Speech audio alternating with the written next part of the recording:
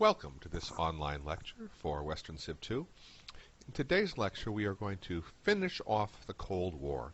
The Cold War, as we have discussed, begins about 1945, 1946, right after World War II, and it's going to go right up to the collapse of the Soviet Union. As always, there are some terms that you should be able to keep track of while we're watching this video. I forgot to put them on this slide, so I will try to highlight them as we're going through. So anyway, sorry about that, but let's get started.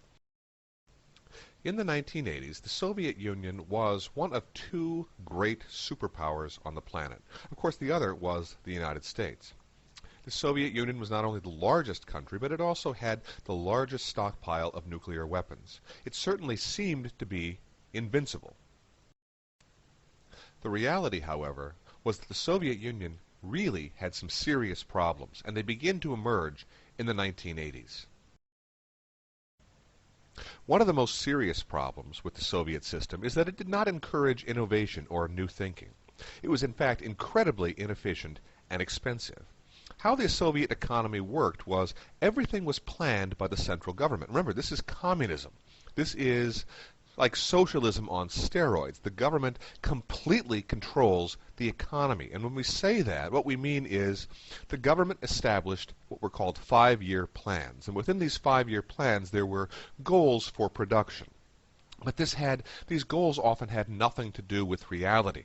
And so certain factories were expected to produce so many goods every year, even if those factories had absolutely no ability to produce those things. At the same time, as it says here, there was no incentive for innovation because there was no reward for exceeding your quota. There was no reward for trying something new, no reward for experimenting with new technologies or new ideas. And so people just did things the same old way year after year after year. And a lot of this has to do with the centralized planning of the Soviet system. So again, the key here is it doesn't encourage innovation or new thinking, and it's also incredibly inefficient. Another problem with the Soviet economy also has to do with communism. Under communism, the government sets prices, and the government sets the wages that people make. And these price and wage controls often do not reflect reality, and so you might have products that are artificially cheap, artificially inexpensive, because the government puts a price on those things and makes them inexpensive. At the same time, it might ensure that certain individuals make a certain wage, even if those individuals haven't really earned that high of a wage. And so this system becomes very, very expensive, and again, also very inefficient. If the economy was one problem the Soviets were having, their political situation was another problem. Remember, the Soviet Union is a one-party state. You have the Communist Party and nothing else. So there is no competition for office. There are no other opposing parties that can challenge the communists and try to introduce new ideas into the elections. Moreover, because the Soviet Union is so strictly controlled, it's a dictatorship. People are afraid to speak their minds. Throughout Soviet history, those who have spoken out, those who have criticized the government, often found themselves jailed. And so nobody wants to speak out against the system. So if we have economic problems as one issue, and political stagnation as a second issue, the third major issue that is going to really expose problems within the Soviet system is the war in Afghanistan.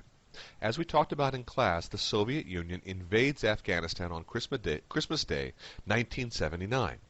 The goal was to strengthen a pro-Soviet government that was struggling against a rebel group. After initial success, the Soviets found they could not destroy the opposition, despite their superior numbers and their weapons. In many ways, many folks looked upon this, the longer it drug itself out, people looked on this as the Soviet Union's version of Vietnam. And what we mean by that is the casualties were relatively high, and the benefits of this war were virtually non-existent. Let's look at the casualties.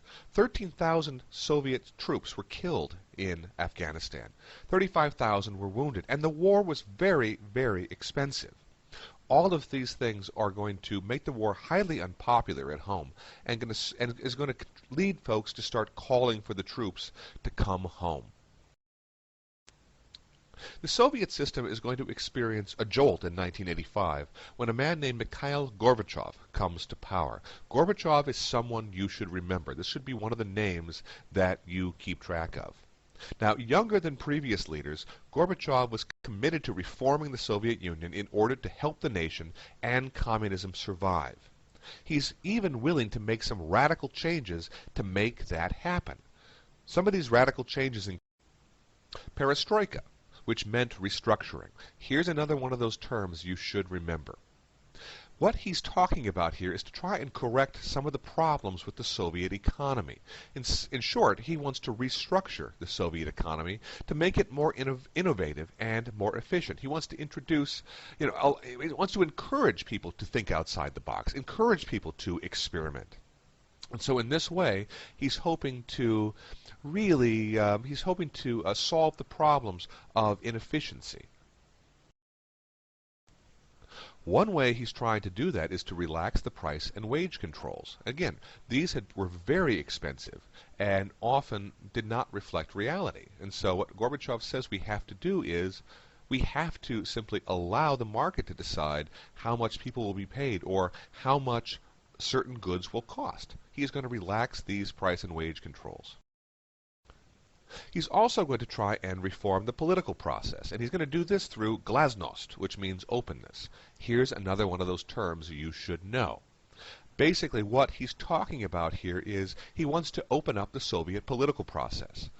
Basically, no one knew during much of the Soviet history how decisions were made, how leadership worked with one another. What he wants to do is he wants to open up the way the Soviet political system works so that there are no more secret decisions, that people can actually understand who is making what decision, and they can be held accountable for those decisions. Another attempt to reform the political process was something called democratization. Again, here's a term you should know, along with perestroika and glasnost.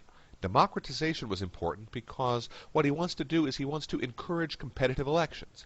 Now, don't get me wrong, he's not talking about eliminating the rule of the Communist Party. He simply thinks we should encourage competitive elections within the Communist Party so that political leaders will be held accountable for their actions, but also face challenges so that the people have a real choice to make when they go to the polls. Something that is important to remember is that the reforms that Mikhail Gorbachev puts in place after 1985 are all intended to save communism. They're not intended to dismantle communism. They're meant to save communism. But in reality, Gorbachev has unleashed forces that he cannot control. The first sign that there is trouble ahead will appear in Eastern Europe. And that's because perestroika will ultimately, or I should say the policies of perestroika, will ultimately reach Eastern Europe, and they are going to have consequences there. Specifically, the first place we're going to see change is going to be in the nation of Poland, which I have highlighted on the map above.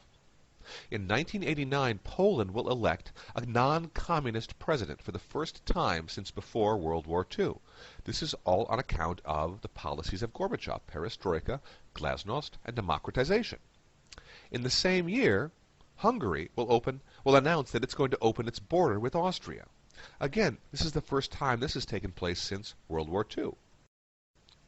Here on the map I've highlighted Hungary, and again, what's important here is that in 1989, Hungary will open its border to Austria. In other words, the Iron Curtain is going to be cracked open between Hungary and Austria.